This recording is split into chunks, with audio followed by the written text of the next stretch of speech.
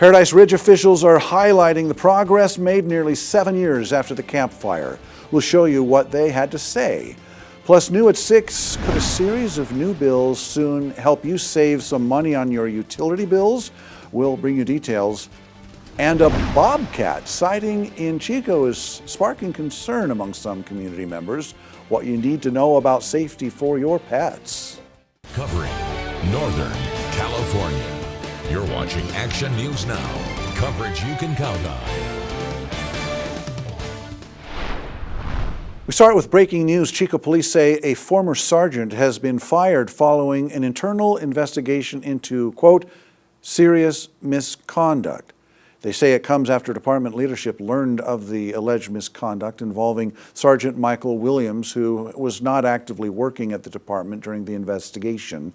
We're working to learn the nature of the allegations, and we'll bring you new details online and on air.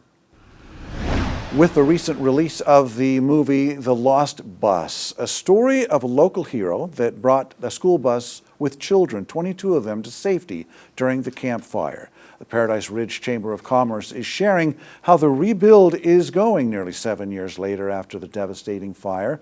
And Action News Now reporter Bea Barbosa is live there at the Paradise Ridge Chamber of Commerce. And there's really been a lot of progress at this point, Bea.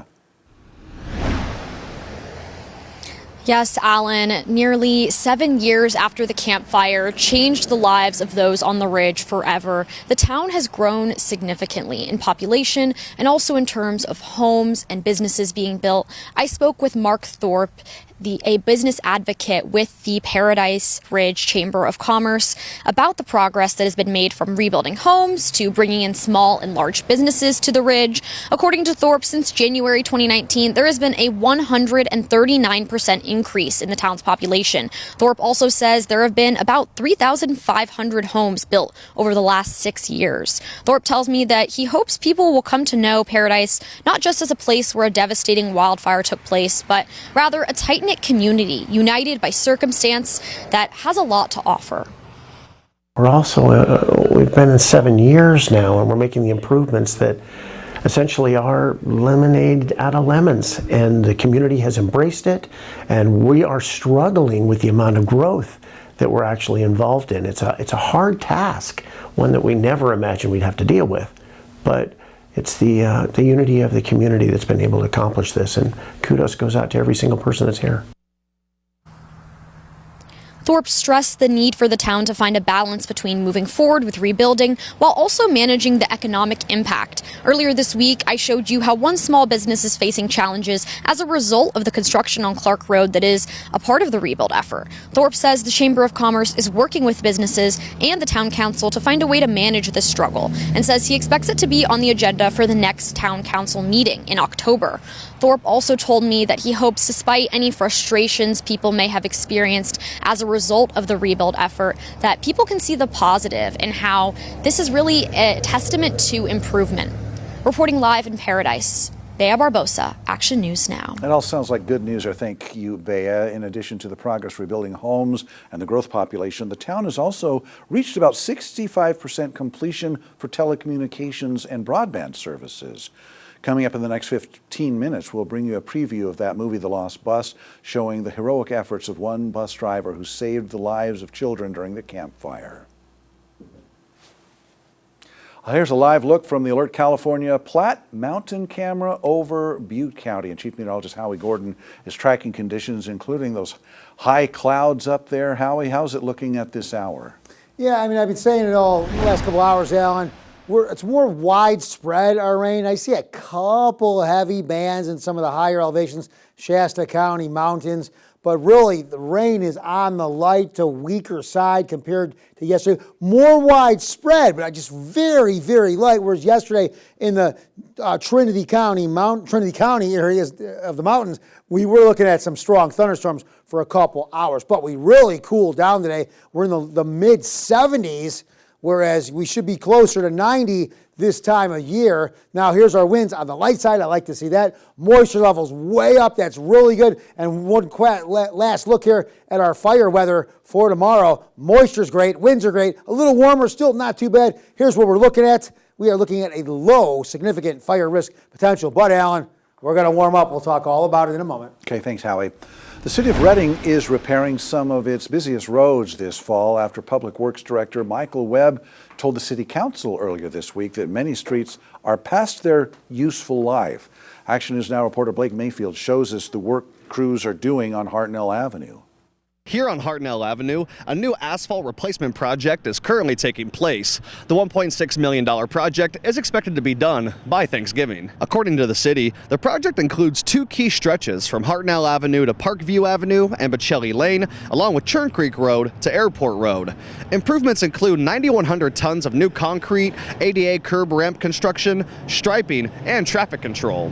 Hartnell Avenue was selected not only because it's a busy roadway, but also for having one of the lowest pavement condition index scores among the roads in its class. Construction will take place both during the day and night, Sunday to Friday, with crews taking Saturdays off. Construction of the project is expected to last here on Hartnell Avenue until November 17th.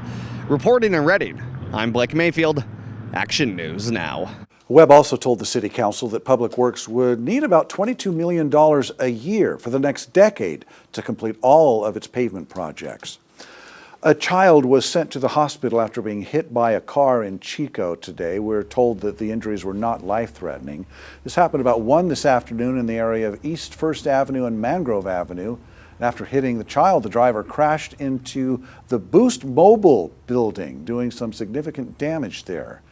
Officials say no one was badly hurt and that the driver remained on the scene and was cooperative. No one was arrested, and alcohol and drugs are not believed to be factors.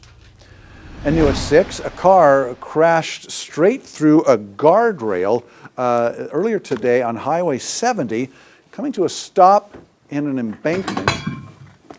Now, the CHP Oroville says it happened near Lower Honcut Road and 3 bridges, and that no one was injured and that they quickly cleared the road. Officials urge you to make sure to stay well rested and avoid distractions and never drive fatigued. Now take a look at this. Some Chico residents spotted this bobcat. It's a little blurry, but that is a bobcat there wandering through their neighborhood, sparking fascination among community members, but it's also prompting reminders to keep an eye on your pets. Action News Now reporter Jerry O'Lennon has more. The big cat was caught on video as recently as Friday morning by Ronnie Zarita, who set up a backyard camera at his Cal Park home about 2 months ago. Just the other day, a couple days ago, I looked at the camera and I thought it was a cat. But then I looked at it and I said, oh my God, that's a bobcat. Zarita, who has lived in Cal Park for 15 years, quickly alerted neighbors. It didn't take long for others to confirm they'd also seen the animal. I saw one on our waterfall last night, jumping over it. Could have been the same one. Could have been. So far, the bobcat hasn't caused problems, but Zarita said he is keeping a closer eye on his pets. We do come out with them when we let them out at night, but now I kind of check to see the backyard first, just to make sure there's no bobcat. For now, neighbors say they'll be watching closely and keeping their cameras ready. In Chico, Jerry O'Lennon, Action News Now. According to the California Fish and Wildlife Department, bobcats are by nature wary of people and pose little threat to public safety or human health.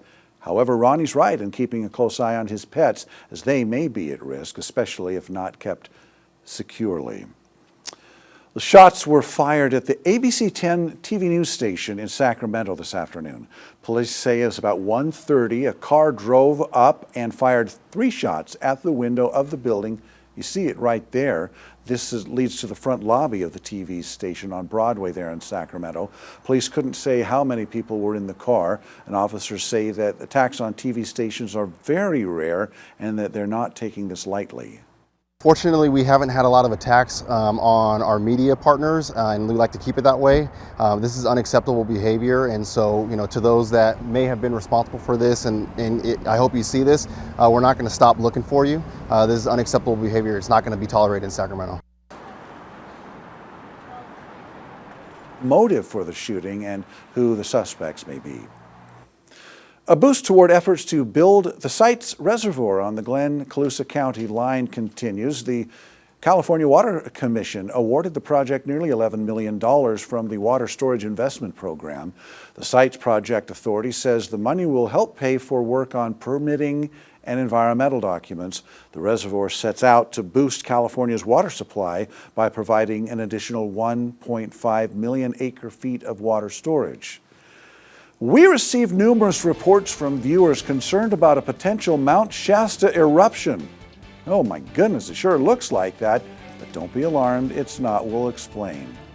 Plus, new at 6, Governor Newsom signed new bills with hopes of reducing the rising cost of energy. We'll break down what's in the legislation.